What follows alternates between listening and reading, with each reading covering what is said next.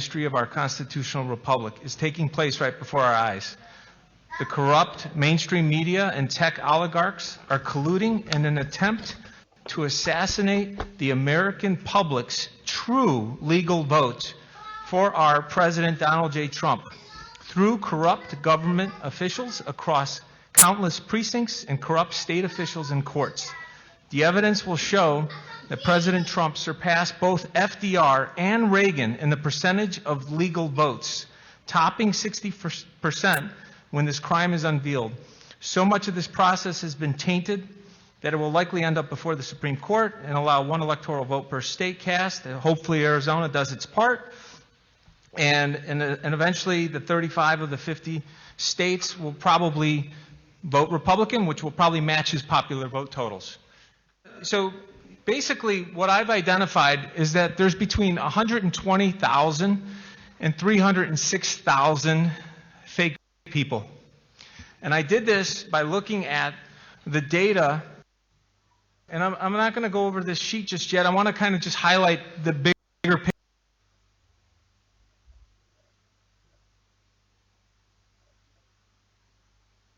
picture so that, because, you know, numbers can be, I love numbers, but they could be a little boring. So I want to kind of tell the story to the numbers.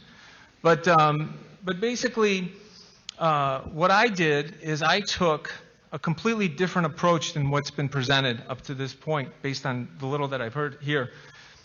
There's approximately 1,500 precincts in Arizona. And there's 3 classifications for male, female, and then you. I guess maybe that's the undecided classification. And then there's 5 different types of voters. There's 1, 2, 3, 4, 5. Hard Republican, moderate, swing, moderate Democrat, hard Democrat. So there's 5 categories. And what I did is I looked through the age rolls, so 18 to 100, and I basically created a unique bucket, so to speak, for each of those classifications. So it turns out there's about 980,000 plus unique Arizona voters. And the way what I did is I didn't look at the total, I looked at the number of registered voters in the state. Because if the core data set is flawed, everything else that happens afterwards is irrelevant, in my opinion. Because, you know, so I kind of took an approach of how is the thing constructed. It's a very tedious process to organize all this. But then, once I got that organized, I broke out all of the male 1, 2, 3, 4, 5 votes. So I want you to think about, like, okay, there's 5 classifications of male voters in the state of Arizona. I summed up and looked at how many of those votes by age, 18-year-olds, 19-year-olds, 20-year-olds, across all those different categories. And then I did the same thing for females. And then I did the same thing for the yous. And this is, it was absolutely mind-boggling what popped out as a result of this incredibly tedious process. The correlation of men that voted in Arizona, so the first category, 1, you know, the number 1 voter versus 2, 1 versus 3, 1 versus 4, 1 versus 5, and then, you know, making sure that all possible combinations of male voters was accounted for. The average of those correlations for male voters is approximately 63.83%. That makes sense because, you know, people as they age, they're kind of random. They may fall into, you know, maybe they're liberal one time, maybe they're conservative the other time. They kind of bounce around. And the variation, the standard deviation is very high, as it should. People's life cycle changes. It's about 30%. So then I did the same thing for females. Now, I mean, I can ask a silly question, but I said no. My wife told me no jokes. But, you know, I'll get to the punchline. Are women more predictable than men when it comes to voting? Are they more independent? Now, people's first answer seems to be, oh, they'll do more of what, you know, their correlation should be higher. And actually, the opposite is true. They're at about 58%. So about 6 points higher, 6 points lower in terms of the correlation doing the same analysis. And that makes sense because most women don't want to tell you what they're doing when they go in the voting booth. So that's the joke. But anyways, so then what I did is I did the same thing for the yous. Now keep in mind, there's a total. Bobby, excuse me. When you say yous, you're talking about undisclosed, not youths, as in younger. Yeah, Okay. yeah, I like that from my cousin Vinny. Hey, there you go. I'm glad you got the joke, Mr. The two youths. So what is a youth? But so basically, once I did that, there's 463,660 classified that I found under this category. I did that same analysis. Now keep in mind, the standard deviation for men was about 32.8%. For women, it was 35.77%. That there would be a lot of randomness through time across the aging process of human beings. With regards to the you, when I did that same analysis, 94% plus correlation. Let me say that again. 94% correlation. And I was like, this is insane. Like, this is like fictitious. It's like this.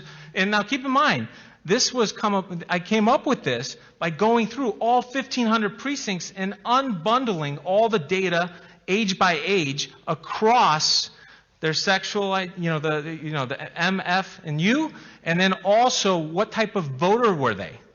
So this is, and I happen to love data, so this was fun for me because I'm like, I have an idea of how they're cheating. I think they're cheating. So I'm going to test this theory out, and I'm more than happy to provide this to Mayor Giuliani.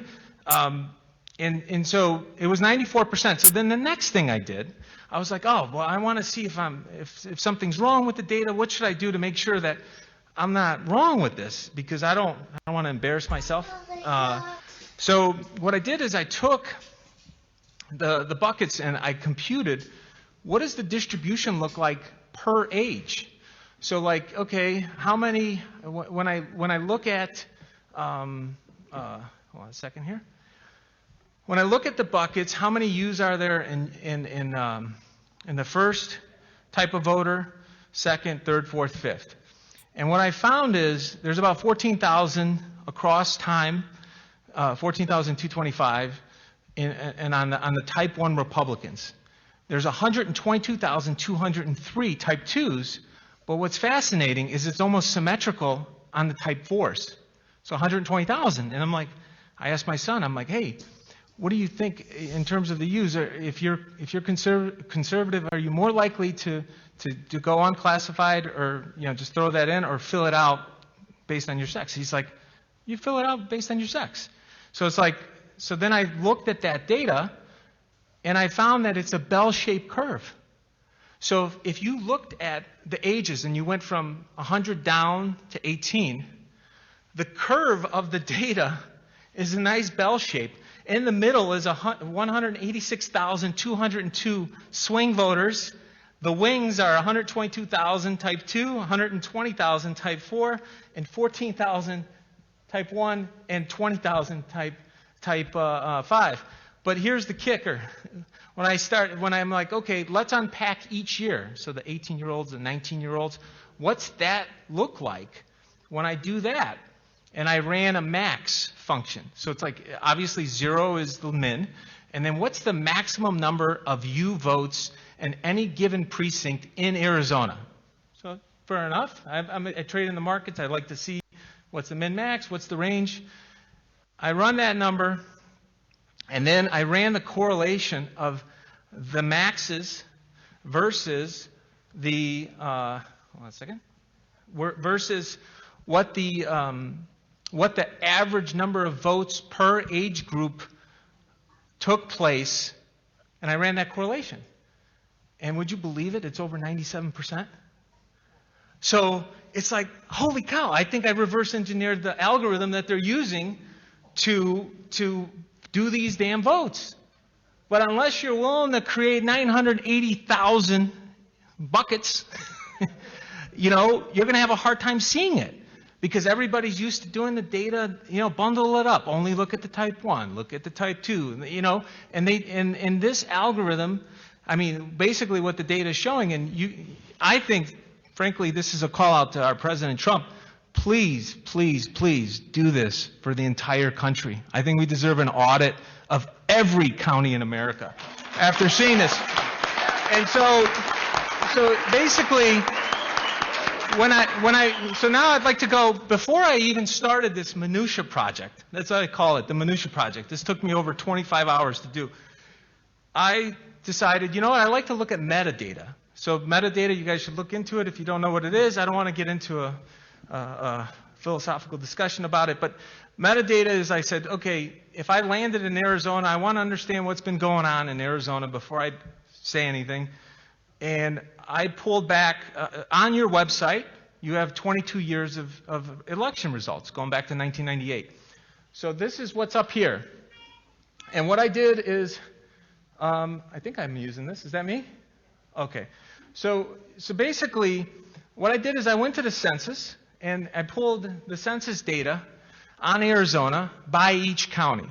So I looked at 2000, I looked at 2010, I looked at the estimate for 2019, and then you can see I calculated what the annualized growth rate of each county was, and then what the growth rate was from 2000 to 2010, which is column B. And then I looked at column C, which is, what was it from 2010 to 2019, and I extrapolated the data for one more year because we don't have the 2020 results. So I kind of went through this whole process, and I did that before the minutia, and I wanted to see, like, okay, well, what does the census say with regards to how many people are of voting age? So if I scroll down, you could see over here, right now, for example, 27% of Apache is under the age of 18. This is, once again, I didn't use any of my own data. I used government data. So if there's a problem, take it up with the government.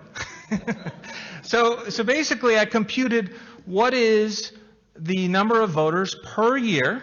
Now, keep in mind, since the census doesn't come out every year, I had to fill in based on the annualized growth rate between each census and kind of adjust it accordingly, because I don't want to just spitball it. I want it to be tied to the math and make sure that each year filled out. So then from there, I went in and physically typed in all of the reported eligible voters each year.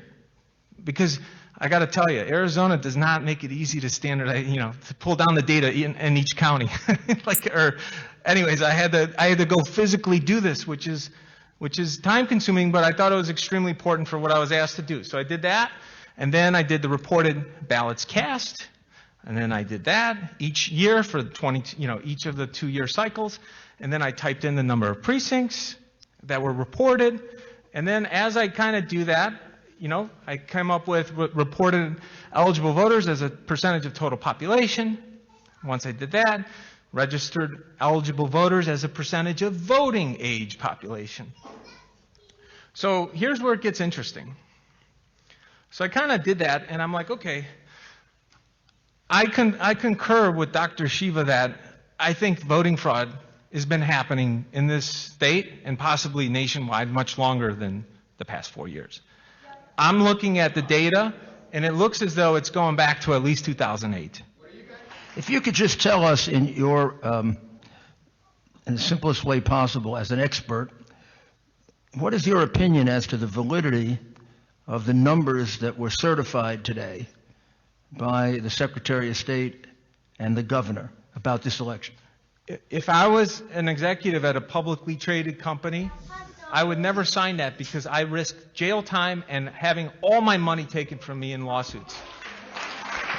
So to answer your question, I would never, ever have certified. I'd rather resign than have certified those results.